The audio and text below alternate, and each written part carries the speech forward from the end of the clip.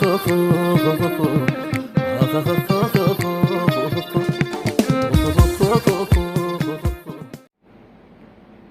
عليكم ورحمة الله وبركاته. الشما جولي ورمو أكم جرتني هرانتنا يوتيوب channel جالي قبتي غافين غافتا مين جرا غافي كولتو كونا غافتي جرتي وسوغم غافي هنچيني اندورا channel كناف حاريو تاتن سبسكرايب قداتي ماتي تااني سنجرا انتلتتون انتلقنا والقدتا جرتو وان تاتيف سبسكرايب قوني حاجة جبيسنو ورمو مرافو يو سبسكرايب قداني سنجرا تنام ستوتي توكفرت. السلام عليكم ورحمة الله وبركاته. نانجتي وعليكم السلام ورحمة الله وبركاته. غافين توكفا إسي أتي إنو إيساد دلتيدا عن تيك توكي نكينا بيتان ملكيدا مكانكو كدلوتا مو بداتو بوتمان جدما بكي تدلت دمو أرسي بها مقالب قوجي كيساد دلت ديجتو غافين لما فاني سيمو إيساد جراتا دا عرب إمارات كيس جرادا يوكي أكيد نمنون دي بيكوف دبي جرادا جتشو نمنون دي باينا نكسي وان بيتانيف جتشو غافين سدفامو جالله يوكين جار سكاب دادا ما فكر دبافتين غافتين بيكو جالله إنكابو جار سكابا نا وري جالله كيس وجين وقا سدي وقا جان توري منامن وري جتن جتشو أمس شمرني فاسمان جالله برت عمري كيسانين فتنان اسمين جدا يو قلبي قباتن دفاتي جارسا قبدان اسمين جدا because وقا سدي جالله وجنجراتشو رجيا سدي جارسا وجنجراتشو الرويا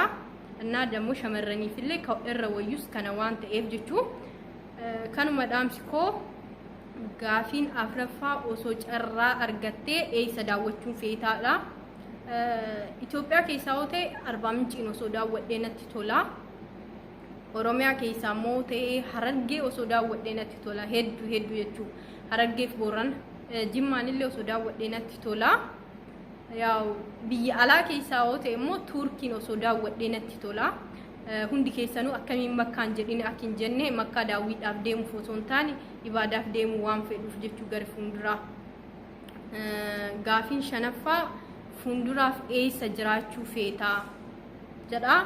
Funduraaf osoo Adaamaa jiraadhee natti tola Oromiyaa keessa jechuu Oromiyaan ala eessaa jiraachuun fedhu jechuun bakka Oromiyaa keessa Adaamaa osoo jiraadhee natti tola. Jaaffaan immoo qaama kee keessaa eessa kee jaalattaa jedha. Kuni kabbaarno because qaama kee keessaa bakka takka okay qaama koo keessaa hidhii kiyya jaaladha. ما قلتون دندام هدينا مدونغة جالتا جاما سلا أنغرو هديكو في كيا جالتا غافين توربفا غرا فوندراتي تمال هجتشو فيتا دا يوكي مالتا وفيتا غرا فوندرا وانتي أن هجتشو فيتو بسين أجايبو ملاغارو وسو دندئي وسو أرغتني لفقوتي نتتولا لفا قدا جتشو osoo qabaadhee lafa qotee bultuu osoo ta'e natti tola dhuga dubbachuuf jechuu because maallaqni bakki jiru achi ammarratti yoo yaadu jechuu naasumaan Oromoon lafa qaboo jiraate yoo naaf kenne hin jibbuu jechumaaf jechuu gaafiin 8ffaa immoo dhiiraaf gaafii jaalalaa dhiyeessitee beektaa jedha dhiyeesseen beeku kana jechuu gaafiin 9ffaa immoo weellistoota Oromoo keessaa eenyuun jaalattaa sirba isa kam isa tokko nuuf jedhi jedha weellistoota Oromoo keessaa Haacaaluu Hundeessaa sirrittiin jaaladha yaa Haacaaluun weellisaa qofa osoo hin taane gootallee waan ta'eef Haacaaluu Hundeessaa ni jaaladha sirba immoo ammarratti dalagaa kiyya jedhee dhageeffadhu normally akkas TikTok irratti yoo tasa dhufe akkasii dhageeffachuu danda'a malee dalagaa kiyya jedhee sirba yeroo hunda dhageeffadhu jechuu yookiin naammoo nashidaa Oromoo keessaa eenyuun jaalattaa tokko nuuf jedhi jedha nashidaa Oromoo keessaa Raayyaa Abbaa Mancaa hedduun jaaladha Raayyaa Abbaa Mancaa hojii isaa keessaa Raayyaa 20ffaa hedduun jaaladha yaa sagalee waan hin qabneef garuu isiniin hin jedhu fi Toofiq Yuusufiin illee Toofiq Yuusuf yaa Oromoo ta'uuf ta'uu dhabuu isaa hin beeku garuu afaan Oromootiin ni baasa tokko isinii keessaa jechuu sagaleen qabu garuu isinuma jedha. yaa rahmaanu galata kan kee galfannaa nuuf filattee nuuf kennitee bardiin kana hin qaanfannu diina islaamittiin bonnaa qur'aana keetiin jiru keenya ibsannaa isin gaa kana caalaa gaafin kurnaffaan immoo osoo muummicha ministeeraa yookiin Abiy Ali taatee maal gootaa jedha. Osoo muummicha ministeeraa ta'e waa sadi gochuu fedha. Tokkoffaa irratti waan gochuu fedhu warra Saudi Arabiyaa keessatti rakkataa jiruuf warra mana hidhaatti akkana dararamaa jiruuf fala wayiniin buusaa yeroo ammaa irratti jechuudha. Wanta ka isaanii caala wanti nama mudduun jira jedhee hin yaadu because isaan rakkoo hedduu keessa waan jiraniif rabbiin asumaan furmaata isaanii haa fiduun jedha. Innaa jalqaba irratti isaanii fi lammaffaa irratti immoo biyya Itoophiyaa jedhamtu tana jechuun akka jidduu fedhu biyya federaalawaa ta'e biyya dimokiraasii ta'e akka taatuun fedha. Kanaafuu naannolee kamiyyuu walqixaanni bulchaa isa haqa qabu haqaa hin kennaa fi hidhamtoota siyaasaa kun akka jiraatu hin fedhu. Walumaa galatti mootummaa walqixaa haqa namaa nyaanne akkasiin hin ta'a jedhee yaada. Sadaffarratti immoo wanti gochuu fedhu sila Abiy Ahmed ta'e jechuun biyyoota Arabaa keessatti jechuun mirga dubartii warra eegan dhaabaayyuu sila dhugan isiniin jedha because biyya Arabaa irratti dubartoonni baay'een dararamu jiranii Arabdootaan ta'uu danda'a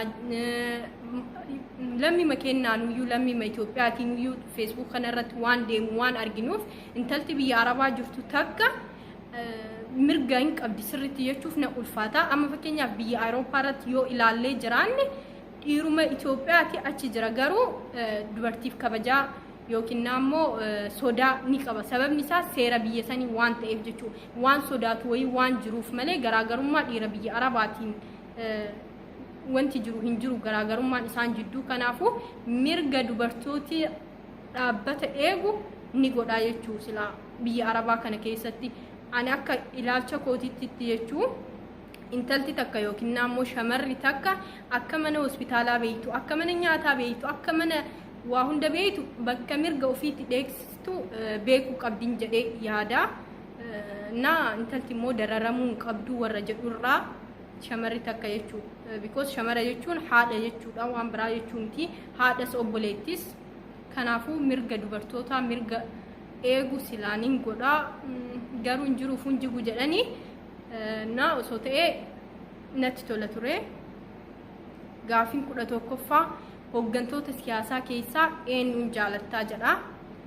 Jalqaba irratti siyaasaa hin jaaladhu ani because siyaasaa jechuun wanta qabatamne wayitii bakka akkam jedhee isin ibsu qumaari nuyyuu xiqqooyyuu wayya bakka wanni qabatamne wayitii dhaabbata hin qabu. Firan qaba jechuun ni ulfaata siyaasaa keessatti yookaan immoo xalaata dhaabbataallee waan hin qabneef siyaasaa annatti hin tolu hedduu garuu hooggantoota siyaasaa keessaa Jawaar Mohammadiin hedduun jaaladha. Rabbiin mana hidhaa keessaa isa haa baasu sammuu jabaallee waan qabuuf jechuun kanaafuu Jawaar Mohammadiin ni jaaladha. Yaada qabdoo jiraattee yaada ibsadhu jedha. Yaanni ani qabu ijoollee TikTokiitiif jechuu keessattuu ijoollee shamarraniitiif ijoollee TikTok gubbaa baatanii dhiiraaf boottaniif dhaamsan qabaa jechuu. Tokkoffaa irratti wanta isin dhabuu jirtan isin himuun fedha. Fuuldura keessan dhabuu jirtanii yeroo dhiiraaf baataniitiin bootan fuuldura keessan haquu jirtan fuuldurri naqamuu warri jedhu jira. Amma fakkeenyaaf biddeenni anaa jedhee namkumuu nyaatu ni shaaggata malee jedhama. Garuu an jechama sanitti hin dhamanu sababni isaas biddeenni anaa jedhame namni biraa akka hin nyaanne beeka yoo shaaggateen boodallee immoo ani nyaachuun fedhu biddeenni ergi shaaggateen booda numa gatama. Kanaafuu riskii keessan ifirra cuufuu jirtanii isa fuulduraaf isin jaalatu dhabuu jirtanii please shamarran Oromoo dhiiraaf TikTok irra baataniitiin hin booyinaa ka isinii jedhe dhufuun isaa hin oolu ifiinuun dhufaa kun dhaamsa kootii naa waan affeerteef galatoomi.